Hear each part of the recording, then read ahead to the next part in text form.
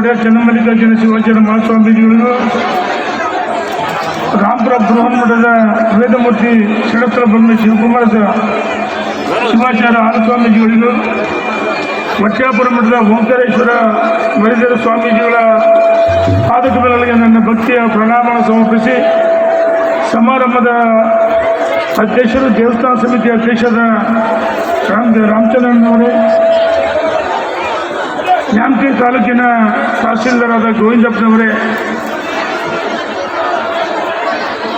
ಉಪನ್ಯಾಸಕರಾದ ಬಸವರಾಜಪ್ಪನವರೇ, ಗ್ರಾಮ ಪಂಚಾಯತಿ ಅಧ್ಯಕ್ಷನಿಯಾದ ಶ್ರೀಮತಿ ಕವಿತಾ ಜಗದೀಶ್ವರವರೇ, ವೇದಿಕೆ ಮೇಲೆ ಕೂತಿರುವ ಎಲ್ಲ ಗಣ್ಯಮಾನ್ಯರೇ, ಸಮಾರಂಭದಲ್ಲಿ ಪಾಲ್ಗೊಂಡಂಥ ದೇವಸ್ಥಾನ ಸಮಿತಿಯ ಎಲ್ಲ ಪದಾಧಿಕಾರಿಗಳೇ, ಸಮಾರಂಭದ ಕೇಂದ್ರ ಬಿಂದು ನೂತನ ವಧುವರರೇ, ಭಾಗವಹಿಸಿದ ಸಮಸ್ತ ಕುಂಕುವ ಗ್ರಾಮ ಹಾಗೂ ಎಲ್ಲ ಗ್ರಾಮಗಳಿಂದ ಆಗಮಿಸಿದ ಎಲ್ಲ ಹಿರಿಯರೇ, ಶರಣೀಯರೇ, ಸಮಸ್ತ ಬಂಧುಗಳೇ, ಈಗಾಗಲೇ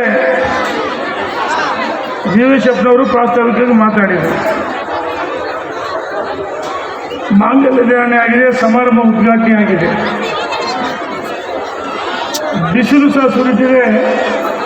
ಪರಮಪೂಜ್ಯರ ಆಶೀರ್ವಚನವನ್ನು ತಾವು ಕೇಳಬೇಕಾಗಿದೆ. ಹೆಚ್ಚು ಮಾತನಾಡಿದ್ರೆ ದುಂದು ವೆಚ್ಚವನ್ನು ಕಡಿಮೆ ಮಾಡಲು ಈ ಸಾಮೂಹಿಕ ವಿವಾಹಗಳ ಅಗತ್ಯತೆ ಬಹಳ ಇದೆ. ಇವತ್ತು ಸರ್ಕಾರವೂ ಸಹ ಆದ್ಯತೆಯನ್ನು ಕೊಡ್ತಾ ಇದೆ. ಕಳೆದ 17 ವರ್ಷಗಳಿಂದ ತುಮಕೂರು ಗ್ರಾಮದಲ್ಲಿ ಅಥವಾ ನಮ್ಮ ಎರಡೂ ತಾಲೂಕಿನ ಬಹಳಷ್ಟು ಹಳ್ಳಿಗಳಲ್ಲಿ, ಹೊನ್ನಾಳಿ ಶ್ರೀಮಠದಲ್ಲಿ ಸಾಮೂಹಿಕಗಳು ನಿರಂತರ ನಡೀತಾ ಇದೆ. ಖಾಸಗಿಯಾಗಿ ಮದುವೆ ಮಾಡಬೇಕಂದ್ರೆ ಲಕ್ಷದಿಂದ ಎಷ್ಟು ಕೋಟಿ ಇದ್ದು ಸಾಲದು. ಆದರೆ ದೇವಸ್ಥಾನಗಳು, ಮಠಮಾನ್ಯಗಳು ಮತ್ತು ಅನೇಕ ಸಂಘಟನೆಗಳು ಸಾಮೂಹಿಕ ನಡೆಸ್ತಾ ಇದ್ದಾರೆ.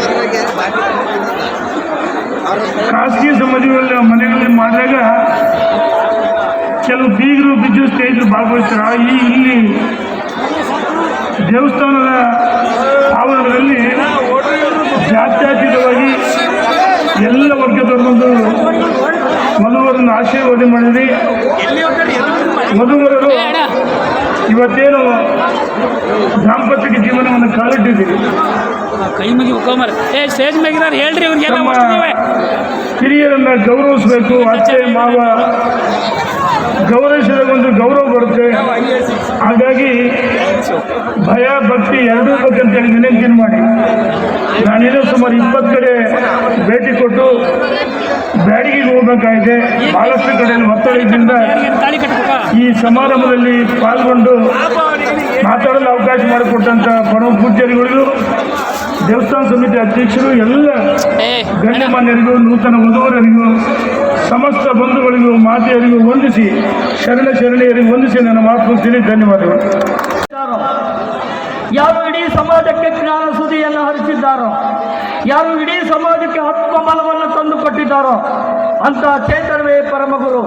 ಅಂತ ಪರಮ ದೈವಗಳಿಗೆ, ಗುರು ದೈವಕ್ಕೆ ನನ್ನ ಶರಣಾರ್ಥಿಗಳನ್ನು ಅರ್ಪಿಸುತ್ತಾ, ಅಂತ ಪರಮ ಪೂಜ್ಯರು ಇವತ್ತು ಶ್ರೀ ವೀರಭದ್ರ ಸ್ವಾಮಿ, ರಂಗನಾಥ ಸ್ವಾಮಿ, ಆಂಜನೇಯ ಸ್ವಾಮಿಯ ರಥೋತ್ಸವ ಮತ್ತು ಸಾಮೂಹಿಕ ವಿವಾಹದ ಸಂದರ್ಭದಲ್ಲಿ ದೈವ ಸನ್ನಿಧಿಯಲ್ಲಿ, ಗುರು ಸನ್ನಿಧಿಯಲ್ಲಿ ಇವತ್ತು ನೀವು ಕಾರ್ಯಕ್ರಮವನ್ನು ಪ್ರಾರಂಭ ಮಾಡಿದ್ದೀರಿ.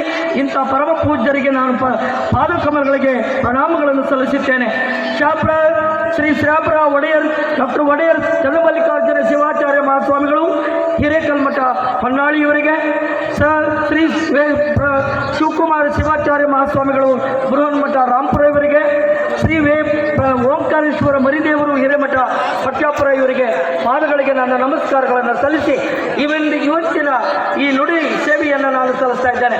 ದಯಮಾಡಿ ಇಲ್ಲಿ ವೇದಿಕೆಯಲ್ಲಿ ಅಲ್ಲಿ ಮಧ್ಯ ನಿಂತ್ಕೊಂಡವರು, ಇದು ಜಾತ್ರೆ, ಗುರುಗಳು ಹೇಳ್ತಾ ಇದ್ರು ಜಾತ್ರೆನೇ ಆಗ್ತದೆ ಅಂತ. ಆದರೆ ಗುರುಗಳು ಇದ್ದಾರೆ ಇಲ್ಲಿ. ನಾನು ಒಂದು ಮಾತನ್ನು ಹೇಳ್ತಾ ಇದ್ದೇನೆ. ಹಿಂದೆ ರಾಜಪ್ರಭುತ್ವ ಇತ್ತು. ಆ ರಾಜಪ್ರಭುತ್ವ ಇದ್ದ ಕಾಲದಲ್ಲಿಯೂ ಆ ರಾಜರ ಮೇಲೊಂದು ಗುರುದಂಡ ಇರ್ತಿತ್ತು. ಗುರುಗಳ ವಾಕ್ಯವೇ ಮೇಲಾಗಿರ್ತಿತ್ತು. ಹಾಗಾಗಿ ಗುರುದಂಡ ಇವತ್ತು ಇಲ್ಲಿಗೂ ಇದೆ, ಮುಂದೆಯೂ ಇರುತ್ತೆ. ಈ ಮಾನವ ಕುಲವನ್ನು ಉದ್ಧಾರ ಮಾಡುವಂಥ ಈ ಗುರುದಂಡ, ಗುರು ಮತ್ತು ದೈವ ನಮ್ಮ ಬದುಕಿನ ದಾರಿಯನ್ನು, ಜೀವನದ ಮಾರ್ಗವನ್ನು ತೋರಿಸುವಂತಹದ್ದು ಎನ್ನುವುದು ನಾವೆಲ್ಲರೂ ನಂಬಬೇಕಾಗಿದೆ. ಹಾಗಾಗಿ ಇಂತಹ ವಿಮೋಪಂದರಕ್ಕೆ ಒಳಗಾದ ನೀವೆಲ್ಲರೂ ನಿಮ್ಮ ತಲೆಗೆ ಹೂವು ತರುವೆನಲ್ಲದೆ ಹೂವು ತಾರೆನು ಎನ್ನುವಂಥ ಅಕ್ಕ ಮಹಾದೇವಿಯ ಮಾತನ್ನು ಇವತ್ತು ನೀವು ನೆನಪಿಟ್ಟುಕೊಳ್ಳಬೇಕಾಗಿದೆ. ಶ್ರೀ ಶ್ರೀ ಒಡೆಯರ್ ಚನ್ನಮಲ್ಲಿಕಾರ್ಜುನ ಶಿವಾಚಾರ್ಯ ಮಹಾಸ್ವಾಮಿಗಳು ಹಿರೇಕಲ್ ಮಠ ಹೊನ್ನಾಳಿ,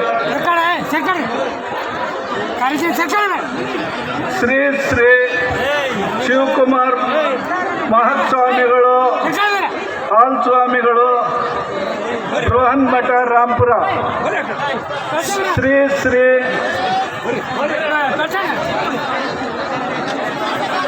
ಓಂಕಾರೇಶ್ವರ ಮಹಾಸ್ವಾಮಿಗಳು ಮರಿದೇವರು ಈ ಕಾರ್ಯಕ್ರಮದಲ್ಲಿ ಸಾನ್ನಿಧ್ಯ ವಹಿಸಿದ್ದಾರೆ.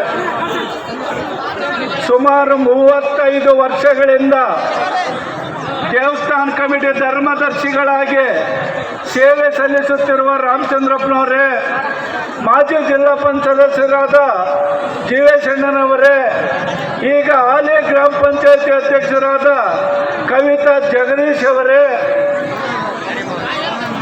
ನ್ಯಾಮತಿ ತಾಲೂಕ್ ದಂಡಾಧಿಕಾರಿಗಳಾದ ಗೋವಿಂದಪ್ಪನವರೇ, ನಮ್ಮ ಗ್ರಾಮಕ್ಕೆ ಯಾವುದೇ ಕಾರ್ಯಕ್ರಮವಿದ್ದರೂ ದೇವಸ್ಥಾನ ಕಾರ್ಯಕ್ರಮಕ್ಕೆ ನಮ್ಮ ಅಧ್ಯಕ್ಷರು ಒಂದು ಫೋನ್ ಮಾಡಿದ್ರು, ಒಂದು ಕಾರ್ಯಕ್ರಮವನ್ನು ಯಶಸ್ವಿಯಾಗಿ ನಿರೂಪಣೆ ಕಾರ್ಯಕ್ರಮವನ್ನು ನಡೆಸಿಕೊಟ್ಟಂಥ ಬಸವರಾಜಪ್ಪನವರೇ, ಚೈತ್ರ ನಿರೂಪಣೆ ಕಾರ್ಯಕ್ರಮವನ್ನು ಮಾಡ್ತಿರ್ತಕ್ಕಂಥ ಚೈತ್ರ ಮೇಡಮ್ಮನವರೇ,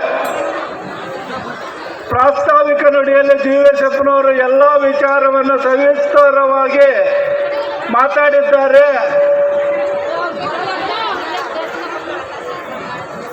ಈಗ ಬಂದಿರತಕ್ಕಂಥ ಭಕ್ತಾದಿಗಳು ನಮ್ಮದೊಂದು ಕಂಡೀಷನ್, ನಮ್ಮ ಗುರುಗಳ ಆಶೀರ್ವಚನ ಆಗುವ ತನಕ ದಯವಿಟ್ಟು ಯಾರೂ ಮಾತಾಡಬಾರ್ದು, ಗಲಾಟೆ ಮಾಡಬಾರ್ದು. ದಯವಿಟ್ಟು ಈ ವಿಚಾರಕ್ಕೆ ಎಲ್ಲರೂ ಶಾಂತ ರೀತಿಯಿಂದ ಸಹಕರಿಸಬೇಕಾಗಿ ತಮ್ಮಲ್ಲಿ ಮನವಿ ಮಾಡಿಕೊಳ್ಳುತ್ತಿದ್ದೇನೆ. ನಮ್ಮ ಗ್ರಾಮದಲ್ಲಿ ಎಲ್ಲ ಸಮಾಜದವರು ಅಣ್ಣ ತಮ್ಮಂದಿರಾಗಿ ಫಂಡ್ ಹಾಕಿಕೊಂಡು ಪ್ರೀತಿ ವಿಶ್ವಾಸದಿಂದ ಪ್ರತಿ ವರ್ಷನೂ ಈ ರಥೋತ್ಸವ ಕಾರ್ಯಕ್ರಮ, ಸಾಮೂಹಿಕ ವಿವಾಹ ಕಾರ್ಯಕ್ರಮ, ಕೆಂಡದಾರ್ಚನೆ ಕಾರ್ಯಕ್ರಮವನ್ನು ಯಶಸ್ವಿಯಾಗಿ ನಡೆಸಿಕೊಂಡು ಬರುತ್ತಿದ್ದೇವೆ. ದಯವಿಟ್ಟು ಮದುವೆಗೆ ಬಂದಂಥ ಎಲ್ಲ ಭಕ್ತಾದಿಗಳು ಶಾಂತ ರೀತಿಯಿಂದ ಸಹಕರಿಸಿ ಈ ಕಾರ್ಯಕ್ರಮವನ್ನು ಯಶಸ್ವಿಯಾಗಿ ನಡೆಸಿಕೊಡ್ಬೇಕಾಗಿ ತಮ್ಮಲ್ಲಿ ಮನವಿ ಮಾಡಿಕೊಳ್ಳುತ್ತಾ ಈ ನನ್ನ 4 ಮಾತುಗಳನ್ನು ಮುಗಿಸುತ್ತೇನೆ. ಜೈ ಹಿಂದ್, ಜೈ ಕರ್ನಾಟಕ.